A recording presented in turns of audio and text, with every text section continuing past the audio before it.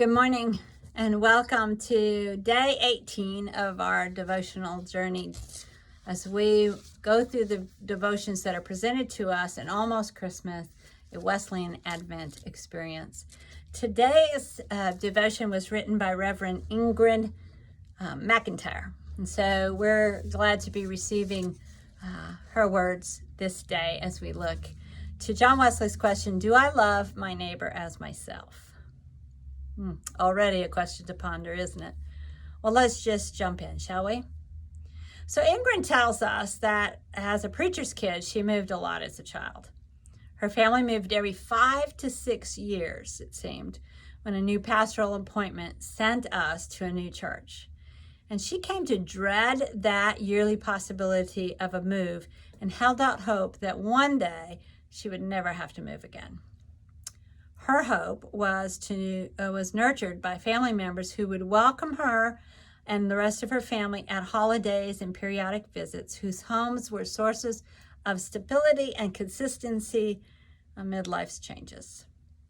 So as she now, as an adult, looks back and considers this question of John Wesley in light of this hope of her childhood, she sees that her hope was incomplete because it was only focused on herself.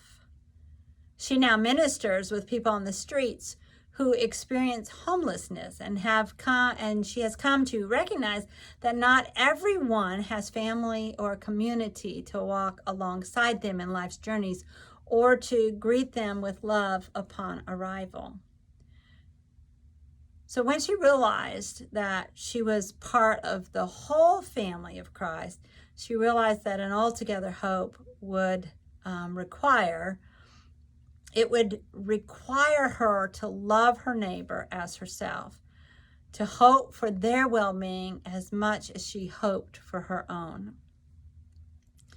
She reminds us that over 2,000 years ago, hope showed up in a baby, the best symbol of hope there is on earth, right?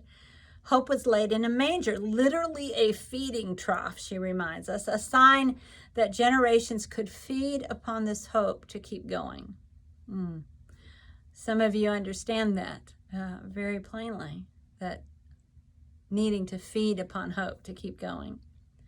She reminds us that God showed up in the last place anybody would choose to give birth, showing us that no place on earth is beyond hope's reach.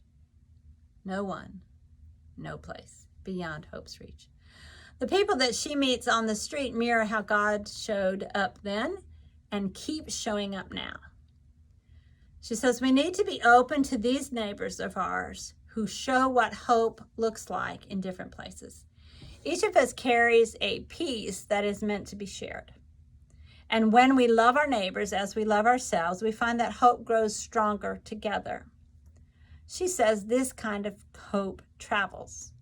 When one person gets it, a string of others catching it occurs. At first, it came to her through her nuclear family. Then it came through various other relationships along the way.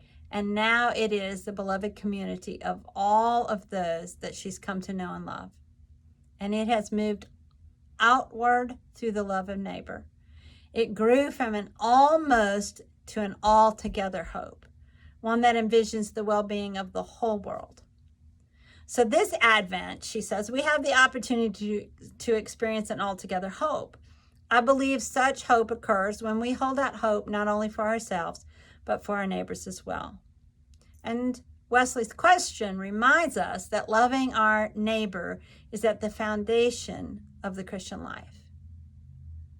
What she hopes for and what she wishes for is that we may commit ourselves to loving others and experiencing hope that is grounded in that love.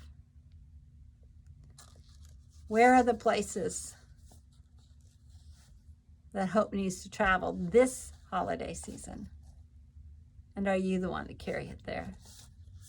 Blessings, my friend, on this 18th day of our devotional journey.